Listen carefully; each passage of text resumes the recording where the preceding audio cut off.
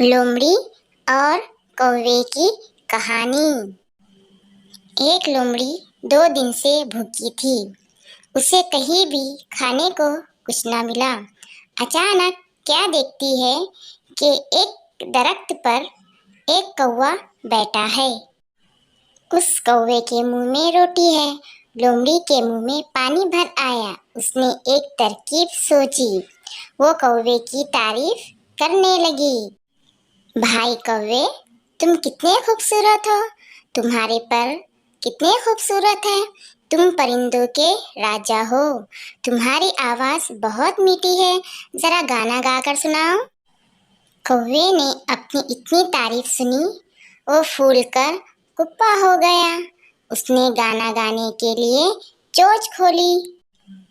चोंच खुलते ही रोटी नीचे जमीन पर आ गिरी। लोमड़ी बड़े चाव से उसे खाने लगी। कौवा मुंह देखता रह गया।